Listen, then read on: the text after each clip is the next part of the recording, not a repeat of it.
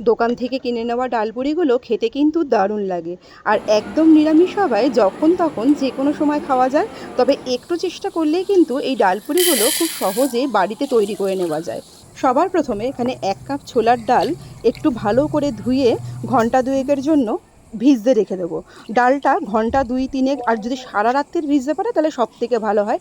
সময় কম থাকলে ঘন্টা দুয়েক ভিজলেও কিন্তু যথেষ্ট। এরপর 500 গ্রাম মতন ময়দা নিয়েছি, তার মধ্যে নুন, চিনি, অল্প একটু জোয়ান হাতে ডলে দিয়ে দিচ্ছি আর অল্প একটু সাদা তেল দিয়ে খুব ভালো করে ময়ান দিয়ে ময়দাটাকে মেখে রেখে দিচ্ছি। ছোলার ডালের যে পুরটা সেটা তৈরি করতে করতে এই ময়দাটাও কিন্তু সুন্দর থাকলে বেশ ভালো হবে।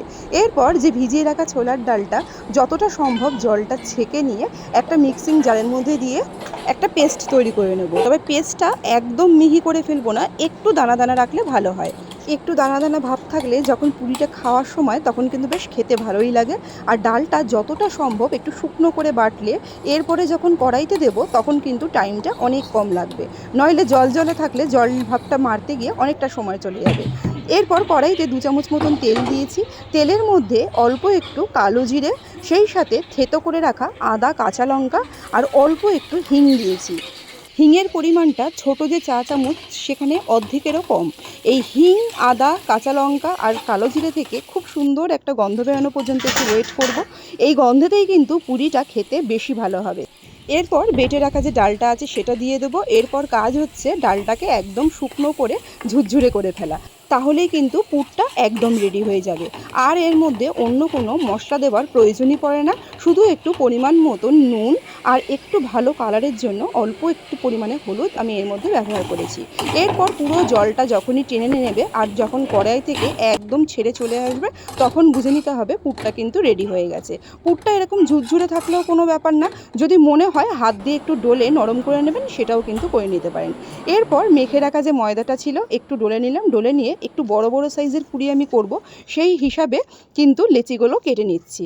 লেচিগুলো কেটে নিয়ে ব্যাস এবার ছোট ছোট বাটির মতন তৈরি করে যেরকমভাবে ঠিক আমরা পুরি তৈরি করি ওরকমভাবে পুরটা এর ভেতরে পুরে নেব। পুরটা খুব বেশি কমও দিলে ভাল লাগবে না, আবার অতিরিক্ত বেশি দিয়ে দিলে কিন্তু ফেটে বেরিয়ে গেলে একটাও পুরি ফুলতে চাইবে না আর তেলটাও নোংরা হয়ে যাবে। তাই পরিমাণটা একটু বুঝে নিয়ে দিতে হবে। পুরিগুলো কত বড় সেই ওপর নির্ভর করে কিন্তু এই পুরটা দিতে হবে। খুব ভালো করে মুখটা বন্ধ করে নিয়ে একটু হালকা হাতে বেলে নিলেই কিন্তু পুরিগুলো প্রায় রেডি হয়ে যাবে। এখানে সবকটা লেচির ভেতরেই আমি এইরকম একই রকমভাবে পুরটা দিয়ে নিয়েছি। এরপর হালকা হাতে একটু বেলে নেব। আর এই যে কোনো পুরি বেলার ক্ষেত্রে কিন্তু হালকা হাতে একদম বেলতে হয়, তা না হলে একটু ফেটে বেরিয়ে যাবে। হালকা হাতে আস্তে আস্তে ঘুরিয়ে ঘুরিয়ে বেললে কিন্তু পুরিগুলো সুন্দর বড়ও হবে, আবার কিন্তু একদম ফেটেও বেরিয়ে যাবে না। আর ফেটে বেরিয়ে গেলে কিন্তু তেলটা ভাজার সময়তে একদম নোংরা হয়ে যায়, পুরিগুলো দেখতে ভালো হয় না। এখানে এবার ব্যাস প্রত্যেক কটা পুরি ভেজে নিলেই হয়ে যাবে। আর পুরিগুলো কত সুন্দর ফুলছে এটা কিন্তু অবশ্যই ময়দা মাখাটার উপরেও নির্ভর করে। ময়দাটা একটু ভালো করে মাখতে হবে, মেখে একটু রেখে দিলে আর প্রত্যেকটা পুরির ভেতর পুরগুলো একটু ভালো করে ভরলে কিন্তু প্রত্যেকটা পুরি আপনার এরকমভাবে সুন্দর করে ফুলবে।